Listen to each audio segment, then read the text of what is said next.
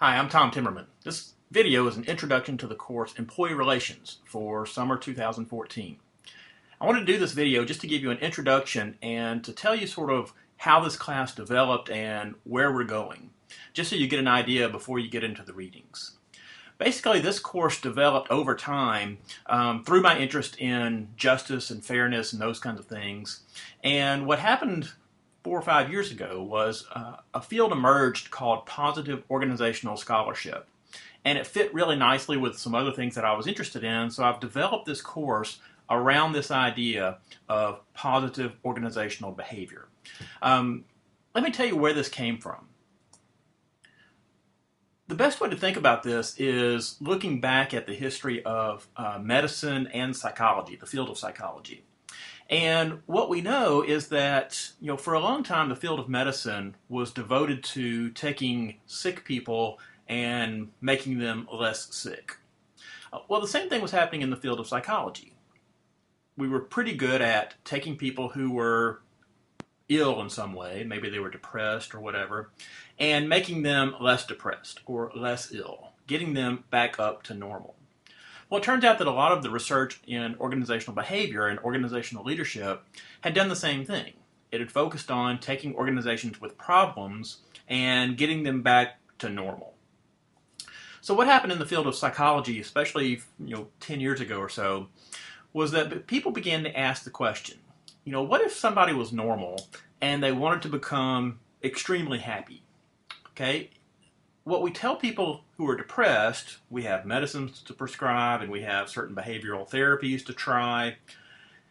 If someone was normal and wanted to become more happy, would we use the same things? Would we prescribe the same sort of treatments? And the answer was obviously no. We knew how to get people from depressed to normal, but we really didn't know a whole lot about how to get people from normal to happy. Okay? And so that led to the development of this field called positive psychology.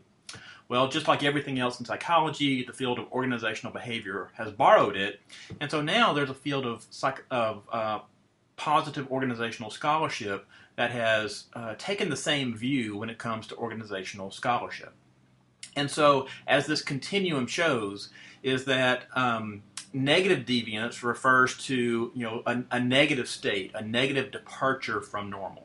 So when it comes to physiological conditions or psychological conditions, that's usually illness. And so historically, or doctors and psychologists have worked at getting people from negative back to normal.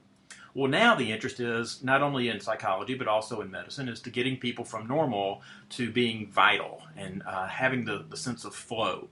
By the way, flow refers to, if you've ever heard, in a sports sense, flow refers to being in the zone. Okay, well, so that's what we're talking about, is that how do you get people from being normal to being in the zone? Okay?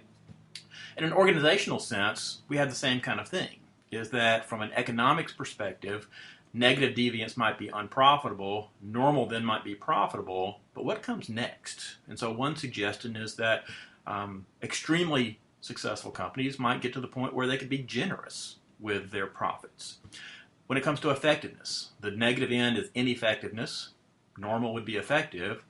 Excellent might be the positive end of that. When it comes to efficiency, inefficiency would be the negative side. Efficient would be normal. Extraordinary might be a way of thinking about what the positive deviance might look like. Quality might go from error-prone to reliable, but what does the positive end look like? What does the thriving look like? What does the flow experience look like for an organization? And it might be perfect. Okay, when you think about ethics, you might go from unethical to ethical, but what about being benevolent? And so the same kind of idea that has been applied to psychology is now being applied in organizations. And the class is really designed around that idea. Okay. Now, and I wanted to introduce you to this because it's tempting to think about, the name positive psychology or positive organizational behavior. It sounds like the kind of thing you might see on the bookshelves at Books A Million. That's just this self-help kind of junk. So I want you to know something about the background of the text that we'll be using. The title is How to Be a Positive Leader. It was just published months ago.